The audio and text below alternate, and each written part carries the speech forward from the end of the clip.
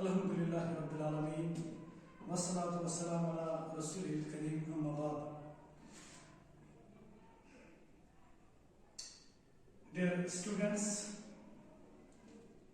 I again came before you with a new topic: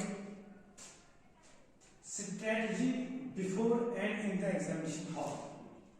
On the request of some faculty members, they insisted me to just make a short clip on strategy before and in the examination hall. तो यही वजह है, यही reason है कि मैं आज again आपके सामने आया हूं, क्योंकि आप लोगों को पता ही है कि आपके जो एग्जाम्स हैं वो बिल्कुल करीब है। तो इस वजह से बहुत सारे स्टूडेंट्स कुछ गलती कर बैठते हैं, जिसकी वजह से बिल्कुल जो वो डिजाइन करते हैं, जो वो एग्जाम जिस तरीके से वो एग्जाम पास करना चाहते हैं, लेकिन कुछ गलती कर बैठते हैं और जिसकी वजह से वो सारा मामला बिगड़ जाता है। लिहाजा डियर स्टूडेंट्स, कुछ चीजें हैं जो आपको दिमाग में रखनी है कि जब आप एग्जाम से पहले और एग्जाम हॉल के अंदर आपको कौन सी स्ट्रेटजी अपनानी है। क्योंकि कल मैंने जो वीडियो आपके सामने आई है एग्जाम टिप्स, उसमें मैंने बताया स्मार्ट वर्क, स्मार्टनेस होनी चाहिए हर काम में। तो इसके लिए स्ट्रेटजी जो है, बहुत सारे बच्चों को पता नहीं होता कि जो पेपर पैटर्न है वो पेपर पैटर्न किस तरीके का होना चाहिए। तो लिहाजा उसमें जो पहला चीज आपको होना चाहिए वो जो आपके मॉडल पेपर्स है, एक बार आप मॉडल पेपर्स को डाउनलोड कर लीजिए फ्रॉम जेके बोथ साइड से। तो वहां से आपको पता चलेगा कि जो आप एग्जाम देने वाले हो वो जो आपके पेपर्स आएंगे किस पैटर्न के आएंगे। तो पहला चीज जो इसमें बहुत ज्यादा इंपॉर्टेंट रोल अदा करता है, that is model papers.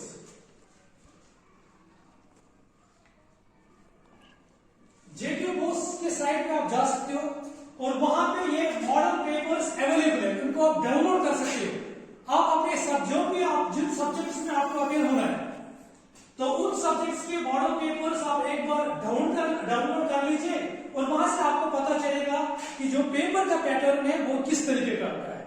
Maximum बच्चों को ये चीज पता ही नहीं होता है कि ये जो मॉडल पेपर्स है, कल हमें एग्जाम देना है तो वहां से क्वेश्चंस किस पैटर्न के आएंगे उनको मालूम नहीं होता इस चीज के बारे में। लिहाजा फर्स्ट चीज, अगर आपको अच्छे ढंग से मार्क्स लाने, अगर आपको अच्छे तरीके से कामयाब होना है, अगर आपकी जो मेहनत है उसको बिल्कुल आपको गुड रिजल्ट्स देने हैं, तो पहला चीज वो है मॉडल पेपर्स। एक बार आप चेक कर लीजिए उसमें आपको पता चलेगा जो शॉर्ट टाइप के क्वेश्चंस हैं, जो लॉन्ग टाइप के क्वेश्चंस हैं, जो आपके objective type multiple choice questions हैं, वो उनका कम से कम पैटर्न है क्या। एक बार आप मॉडल पेपर्स को देख लीजिए, डाउनलोड कर लीजिए जेके बोथ साइड से, तो ये आपको बहुत, it will help you a lot in attaining good marks in your coming examination. तो पहला चीज ये है। दूसरा चीज जो आप गलती कर बैठे हैं कि जब आप एग्जाम हॉल में जाते हैं, एग्जाम हॉल में आप हमारा जो टाइम फिक्स है 3 आवर्स का, 3 आवर्स का टाइम होता है, 3 घंटे होते हैं हमारे को पेपर सॉल्व करने के। तो वहां पे आप क्या करते हैं, पहला चीज जो आपको करना है, एक बार आपने पेपर लिया, क्वेश्चन पेपर, तो उसको अच्छे से देखना है।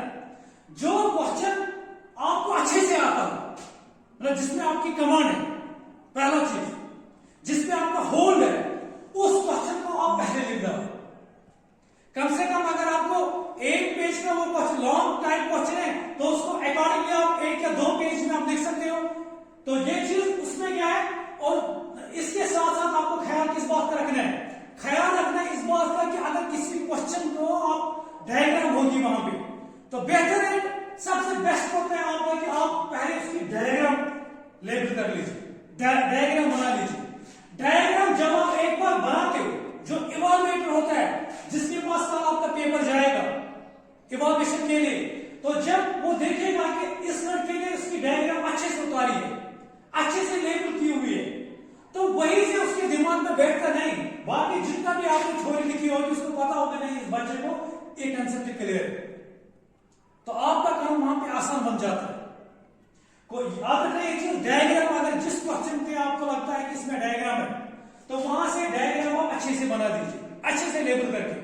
आपको एग्जाम हॉल में कम से कम एक तो जो बनाए, फिर अच्छे से उसकी लेबल की, और फिर अगर आप थोड़ा ही लिखोगे उसके बारे में तो इवैल्यूएटर के दिमाग में ये चीज आ जाता है कि नहीं, इस स्टूडेंट को ये कंसेप्ट क्लियर है। और दूसरा चीज, आपको इसके बाद आपको क्या करना है, टाइम मैनेजमेंट। डायग्राम्स का खास ख्याल रखना है, डायग्राम्स लेबलिंग का। वो अगर कोई क्वेश्चन आपको ढंग से आता है उसको पहले लिख दो, और साफ साफ आपकी जो हैंड राइटिंग होनी जो बिल्कुल क्लीन होनी चाहिए, क्योंकि इवैल्यूएटर ये आपको मैं सारा अपना एक्सपीरियंस की बुनियाद पे बताता हूं। हम जब पढ़ते थे तो हम कौन सी स्ट्रेटजी अपनाते थे वहां पे, तो लिहाजा आपको चाहिए कि हैंड राइटिंग आपकी बिल्कुल क्लीन होनी चाहिए, साफ साफ, बिल्कुल दूर दूर। तो उसमें आपको क्या करना है, उसके साथ साथ जब जो भी जिस क्वेश्चन पे आपकी ग्रिप अच्छी है, आपका होल्ड अच्छा है, वो पहले लिख डालो, ताकि इवैल्यूएटर जब पहले पन्ने आपके टर्न करे तो उसके दिमाग में ये चीज आता है, नहीं ये जो बच्चा है ये बहुत ही अच्छा बच्चा है, इसने ये क्वेश्चन बहुत ही बढ़िया लिखा है, तो बाकी जो रेस्ट आपके क्वेश्चन है उनमें वो अकॉर्डिंगली वो क्वेश्चन बना के जाता है। और नंबर तीसरा जो आपको करना है, टाइम मैनेजमेंट। बहुत सारे बच्चों को ये पता ही होता है कि अगर टाइम मैनेजमेंट, अगर 3 घंटे का जो पेपर है, 3 घंटे में आपको 10 क्वेश्चन करने या 15 क्वेश्चन करने या 8 क्वेश्चन करने, ये आपको एज पर टाइम शेड्यूल जितना भी दिया हुआ इसी टाइम स्पेन में आपको ये सारी चीजें करनी है। लिहाजा आपको चाहिए कि हर